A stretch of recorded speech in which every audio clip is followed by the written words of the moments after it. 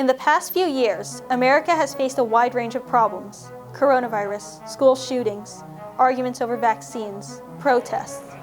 But there's an enormous issue that affects all of us, and it begins with this bag of carrots.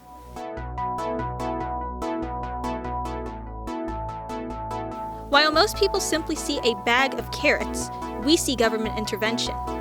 This bag of carrots is from the National School Lunch Program, and although it helps students and schools, there are unintended consequences to the program. The National School Lunch Program started in 1946 under Richard B. Russell's National School Lunch Act and was signed into law by President Harry Truman. The program started during the Great Depression, when many impoverished Americans needed food. At the time, the program was a national security establishment that aimed at protecting the health and well-being of our country's people.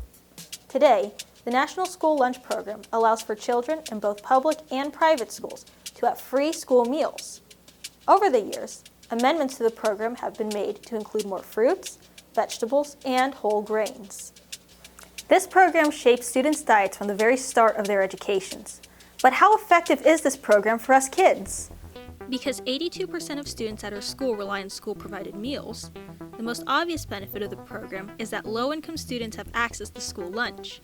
These lunches are highly accessible because kids can get lunch either for a free or at a reduced price.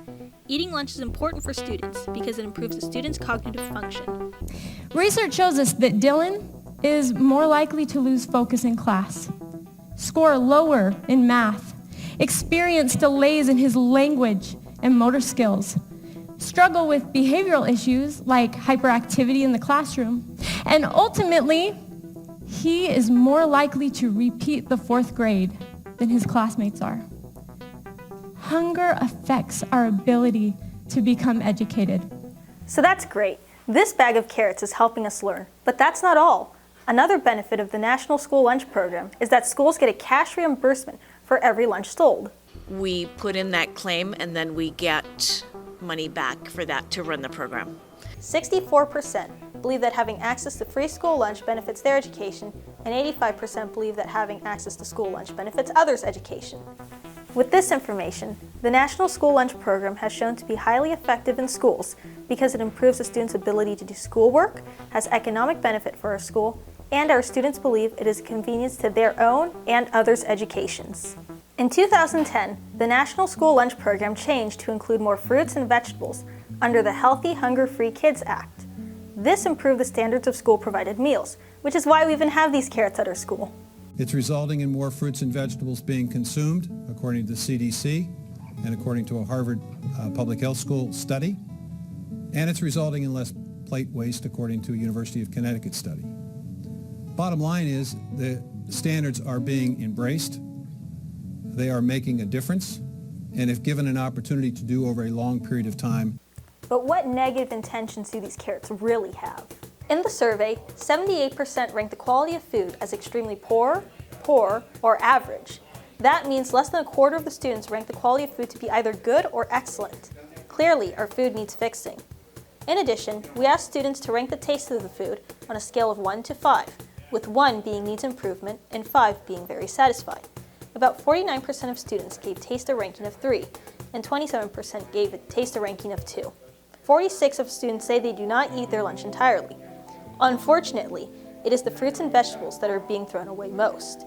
This leads us to our first problem. When students throw out the portion of their food that provides them with the greatest source of key nutrients, they are set on the obesity trail.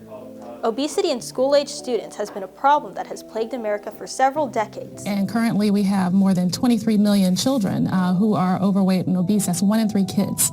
Now, this is important for society because there are costs to society. Not only are there costs for the children themselves and eventually who will become perhaps overweight and obese adults who will have, type 2 diabetes, heart disease, stroke, all of these costly and very expensive, but also preventable chronic diseases that are affecting our country. America isn't just facing a health crisis. The cafeteria waste gets put into trash cans. It's probably in large bags inside those trash cans. They bundle them all up. They take them out to a dumpster out back, and they throw the bags in there. We historically come collect it. We take it to, ultimately it gets to a landfill and buried. And at the landfill, that organic waste that's in there, those fruits and vegetables you referenced, start breaking down in the landfill, and they produce methane gas. And that gas would make its way to the atmosphere and likely go up into our atmosphere and have a negative effect. Where we've seen extreme droughts, extreme fires, extreme flooding, and other weather events. So if we don't cut back on our food waste and employ other climate change solution strategies, we're really risking facing more of those extreme climate events. Now we're torn. The National School Lunch Program helps our low-income friends stay fed. Without it, they wouldn't be as successful in school as they are now. Plus, our school gets a financial kickback from the program.